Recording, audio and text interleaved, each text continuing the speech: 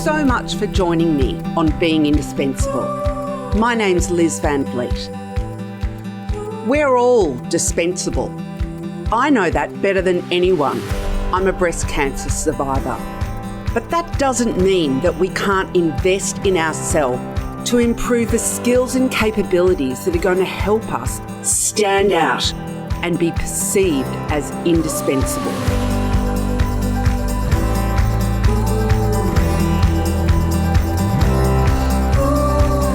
Being indispensable is also about the being side of the equation.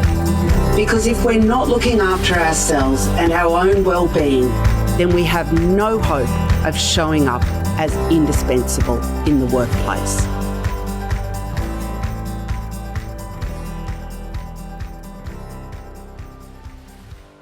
Hello, lovely listeners. Welcome to episode 67 of Being Indispensable. I am bringing you a very short and hopefully sweet episode this week. As you know, get my words right. I am continuing on with the alternating 1 week indispensable skills, values and behaviours, and the next week a little being episode, ruminating on some aspect of my existence, I suppose. Anyway, this week is a being episode, so hence it's short and sweet. And I basically just wanted to give you a couple of little anecdotes that pretty much describe me and where I'm at. One of which is that if you know anything about Sydney, some of my listeners are Sydney-based people. Hello to all of you.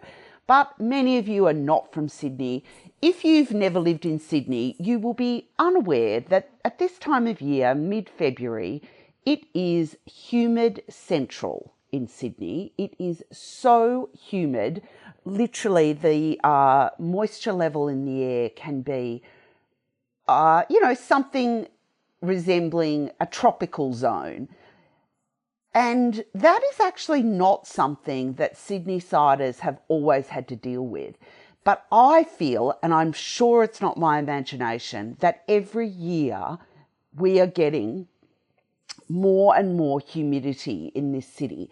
And so what used to be considered a temperate zone, Sydney, is now, I would say, verging on the subtropical. It is ridiculous. So yesterday I went into town for a meeting and literally had one of those awful experiences that only those of us who are of a certain age can relate to, where I didn't know whether or not it was actually the weather that was causing me to literally drip with sweat in this meeting that I was in. We were in a cafe, and I honestly think that it was a combination of the weather being dreadfully humid, the fact that I had schlepped from the car park to the building where I was meeting this lovely person before we went across the road to the cafe, and the fact that I am of that certain age and prone to the old hot flush. And, excuse that cough, I proceeded to sit in front of this lovely young person who, if you're listening, hello, lovely young person, you know who you are, and literally combust before her eyes into a pool of sweat. And it was mortifying in the extreme. And I'm lucky that she and I know each other quite well. And I didn't feel that I had to literally do what my inner urges were telling me to do, which was to leap up from the table and bolt and absolutely just run for the nearest refrigerator and shove my head into it, because I was just so overcome with heat and humidity and sweat, basically. So there you go. That's my little insight on where I'm at in terms of being human, as I like to say, rather than what I normally say, which has escaped my mind for the moment. Apologies for that. Anyway, yes, so I'm recounting this story to you because I know that there are those of you out there who are also of a certain age and may have those moments yourself. So I just want you to know that we all have them and it is normal, and it doesn't mean that you're somehow, as I thought yesterday, doing an imitation of the Wicked Witch of the West in The Wizard of Oz when water gets thrown on her by that lovely Dorothy and she literally dissolves in front of Dorothy, because that's what it felt like. But pleasingly, the meeting did proceed and it was very productive and informative, and I really appreciated your time, Christine, if you're listening. Anyway, what else was I going to share in terms of the whole theme of being human?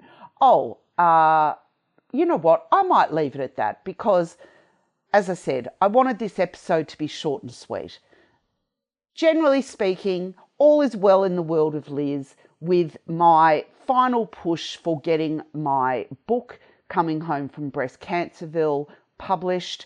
It is now in what's called the beta reading phase, which is where I'm getting a couple of people who are, people that I'm going to hopefully get some nice comments from and will be able to incorporate into my book jacket.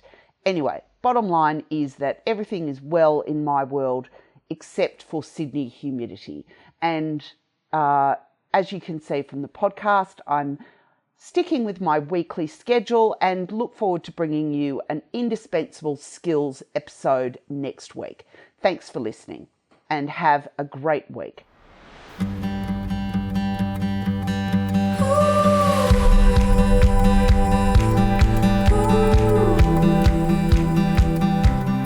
Thanks for listening to today's show. I hope you enjoyed it. If you'd like to see the show notes, head over to my website. It would be great if you haven't already done so. If you enjoyed the show, if you could kindly go to iTunes and leave a review. It helps other people find the show. Thanks for listening and have a great week.